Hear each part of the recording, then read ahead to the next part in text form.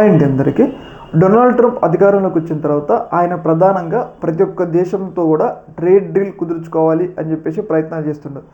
ఇలా trade deal కుదుర్చుకోవడం వల్ల లాభం ఏంటి అంటే అమెరికా వస్తువుల్ని ప్రపంచ మార్కెట్లో విస్తరింపజేయటం, అలాగే అమెరికా వస్తువులు వేరే దేశానికి వెళ్తే అక్కడ టారిఫ్లు తగ్గించడం ఈ డీల్ యొక్క ముఖ్య ఉద్దేశం. అందులో భాగంగా అమెరికా వస్తువులు మన భారతదేశంలోకి పంపించేందుకు ఇండియాతో ట్రంప్ ఒక బిగ్ ట్రేడ్ డీల్ కుదుర్చుకోవాలని చెప్పేసి ప్రయత్నాలు అయితే చేస్తూ ఉండు. ఇందులో భాగంగా మన భారతీయ అధికారులు, అమెరికా అధికారులు అమెరికాలో సమావేశమై ఈ ట్రేడ్ డీల్ మీద చర్చలు అయితే జరుగుతున్నాయి అన్నమాట.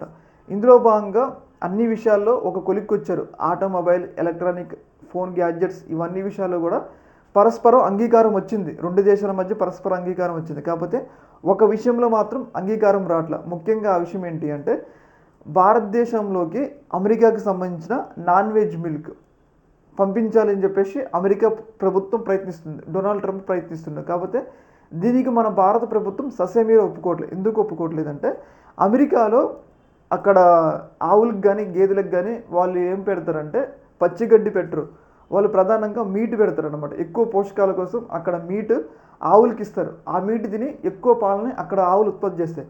అయితే ఆ పాలు ఇక్కడ మనం దిగుమతి చేసుకున్నాం అంటే అది ఇండియా యొక్క అంటే హిందూ మత సాంప్రదాయాలకు వ్యతిరేకం. ఎలా వ్యతిరేకం అంటే హిందువుల్లో దాదాపు నార్త్ ఇండియాలో దాదాపు 90% వరకు హిందువులు నాన్ వెజ్ తినరు అనమాట.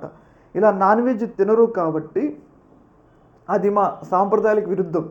అలాంటిది మీరు మా నాన్ వెజ్ మిల్క్, మీ నాన్ వెజ్ మిల్క్ ఇక్కడ ఇండియాలో ఉత్పత్తి చేస్తే మా సాంప్రదాయాలకు విరుద్ధం కాబట్టి మేము దిగుమతి చేసుకోము అని చెప్పేసి భారత ప్రభుత్వం చాలా కళాఖండిగా చెప్తుంది.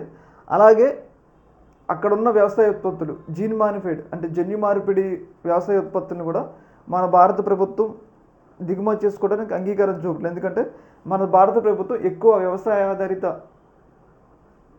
ఆర్థిక వ్యవస్థ కాబట్టి ఆ వస్తువులు కనుక మన భారత ప్రభుత్వం ఇక్కడికి ఓపెన్ చేస్తే ఇది ఖచ్చితంగా మన ఆర్థిక వ్యవస్థకి, మన జీవనోపాధికి నష్టం కలుగుతుంది. కాబట్టి ఈ రెండు విషయాల్లో, మిగతా అన్ని విషయాల్లో ఒక కొలిక్కి వచ్చినా కానీ ముఖ్యంగా నాన్ వెజ్ మిల్క్ అలాగే వ్యవసాయ ఉత్పత్తులు, అమెరికా వ్యవసాయ ఉత్పత్తులు మన భారత ప్రభుత్వంలోకి దిగుమతి చేసుకునేందుకు మన భారతీయ అధికారులు మాత్రం అంత ఆసక్తి చూపట్లేదు. అందుకోసం ఈ డీల్ అనేది ఒక కొలిక్కి రావట్లేదు అని చెప్పేసి మనమైతే అర్థం చేసుకోవచ్చు అనమాట. ఈ యొక్క అంశంలో మీ యొక్క అభిప్రాయం కింద కామెంట్లో తెలియజేయండి. ఓకే మరి, థ్యాంక్ యూ.